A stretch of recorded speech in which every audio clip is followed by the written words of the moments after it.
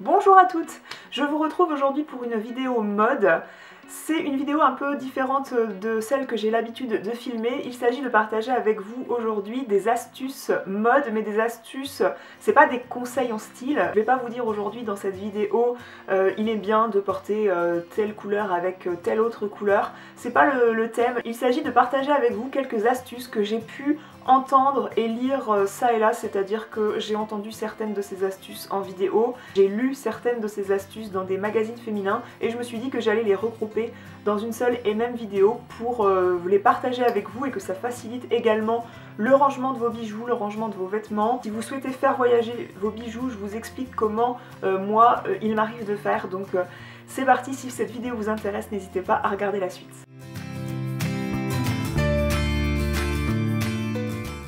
La première astuce que je voulais partager avec vous, c'est pour gagner de la place dans son dressing, dans sa penderie.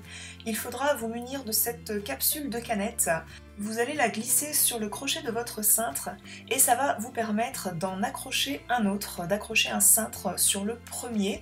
De cette façon-là, vous allez pouvoir mieux visualiser une tenue puisque vous allez pouvoir voir tous les éléments, tous les vêtements de votre tenue sur un même cintre et vous allez pouvoir aussi gagner de la place dans votre dressing puisque vous pourrez ranger des vestes, des robes, des gilets à mi-hauteur. Donc c'est plutôt cool et je trouve que c'est une astuce à connaître.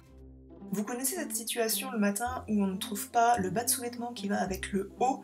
Moi, on m'avait appris à ranger mes soutiens-gorge comme cela, c'est-à-dire en les pliant en deux et je les empilais dans un tiroir, sauf que je ne les retrouvais pas puisqu'ils finissaient tous par être les uns sur les autres. Le meilleur moyen que j'ai trouvé, c'est donc la méthode japonaise, c'est-à-dire de ranger ses vêtements, les tops, mais aussi les soutiens-gorge à la verticale. Comme ça, je les vois tous, je peux les trier par couleur et je trouve même que ça prend moins de place. Si vous aussi à la maison vous avez ce genre de grosse bébête qui vous laisse toujours des poils partout sur les vêtements et que vous avez la hantise d'être en panne de rouleau adhésif alors que vous devez sortir de chez vous, eh bien ne sortez pas comme ça, prenez un rouleau de scotch, enroulez un morceau de scotch autour de votre main, servez-vous de votre main comme rouleau adhésif en tapotant sur les vêtements, en tapotant sur les poils à enlever ou bien les peluches d'autres vêtements et vous pourrez donc sortir tranquille de chez vous.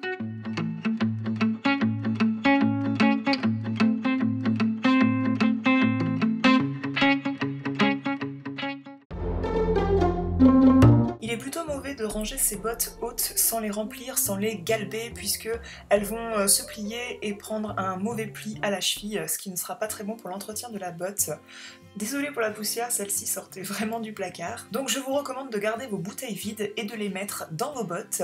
Ça permettra de les mettre en forme et elles se rangeront de façon très droite dans votre placard à chaussures. Encore une fois, vous connaissez ce phénomène où le top dégringole du cintre sur lequel on l'a posé, c'est hyper énervant et ça finit par être tout dérangé dans notre dressing. Donc ma solution, c'est de fixer deux élastiques pour venir faire une butée au top qu'on a pu mettre sur son cintre. J'avais pas d'élastique noir et simple pour vous faire la démonstration, donc j'ai choisi des petits chouchous, mais évidemment c'est plus neutre et moins voyant de mettre des élastiques tout simples. C'est plutôt joli et stylé les chaussures en daim, mais c'est assez fragile côté rayures et côté taches. Alors si vous n'avez pas de gomme, je vous conseille d'utiliser votre lime à ongles. Ça va permettre d'aplanir le matériau de la chaussure et votre rayure sur la chaussure aura disparu. Pour l'entretien de mes chaussures en cuir, je n'ai absolument jamais de produit de nettoyage spécial cuir chez moi. J'ai quelquefois du cirage, mais mon produit préféré c'est soit un lait démaquillant dont je ne souhaite pas me servir en tant que lait démaquillant, soit j'utilise le lait de toilette que j'utilise sur la goule et sur les fesses de mon petit Piu Piu. Et je vous assure que ça nettoie vraiment très bien le cuir et surtout tout en douceur et ça permet de le laisser très brillant. Donc c'est pour moi le meilleur nettoyant, autant pour le cuir des chaussures que pour le cuir de mon canapé.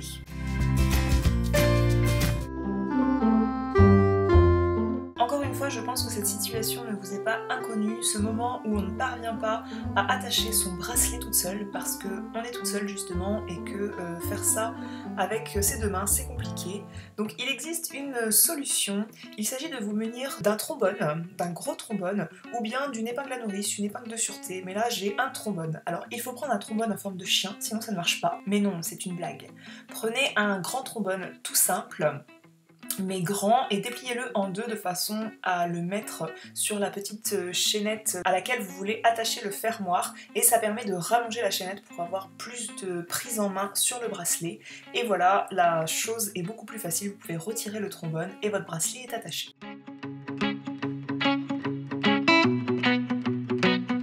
On va parler ensuite de faire voyager ses bijoux. Quand on part en long week-end ou en vacances, on est souvent frustré de ne pas pouvoir emmener plusieurs types de colliers, plusieurs types de boucles d'oreilles, parce qu'on aimerait bien en vacances aussi pouvoir varier autant qu'à la maison. Sachez que pour ce faire, il existe des trousses à bijoux très jolies comme celle-ci qui peuvent servir aussi bien de coffre à bijoux à la maison. Grâce à ces compartiments élastiqués, on peut séparer les bijoux fins afin qu'ils ne s'en mêlent pas. On peut emmener plusieurs types de bracelets et de boucles d'oreilles de façon très ordonnée, et grâce au système de plateau, on peut emmener plusieurs gros colliers sans avoir besoin de les démêler pendant des heures avant de les porter. J'ai aujourd'hui une autre astuce à vous proposer pour pouvoir soit étoffer ce genre de pochette, soit pour pouvoir emmener vos bijoux fins dans une pochette toute simple sans qu'ils ne s'en mêlent.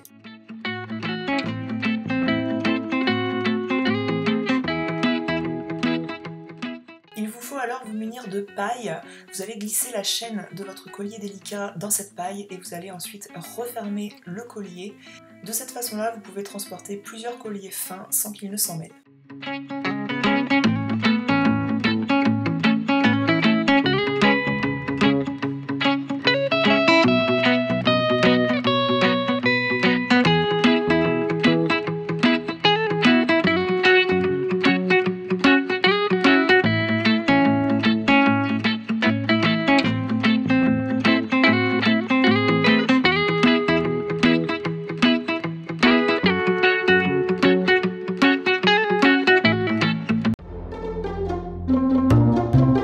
Si vous avez une certaine quantité de bijoux et une certaine quantité de boucles d'oreilles sous forme de clous, vous savez que parfois on trouve une boucle d'oreille et on a du mal à trouver sa jumelle.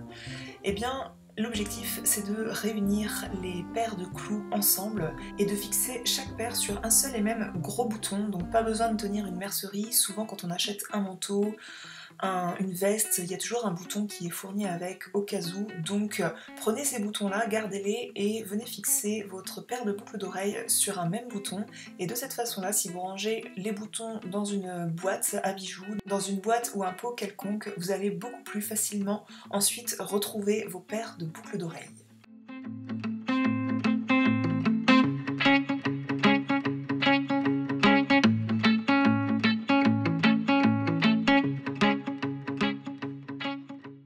Voilà, cette vidéo est terminée, j'espère qu'elle vous a plu. En tout cas, moi ça m'a beaucoup amusé de regrouper ces petites astuces et de les filmer. Je vous invite à cliquer sur j'aime si cette vidéo vous a plu et si ça vous intéresse que je vous suggère des astuces beauté par exemple. Je vous invite à partager vos astuces de rangement si vous en avez en commentaire sous l'article du blog. Et je vous dis à très bientôt pour une autre vidéo. Ciao!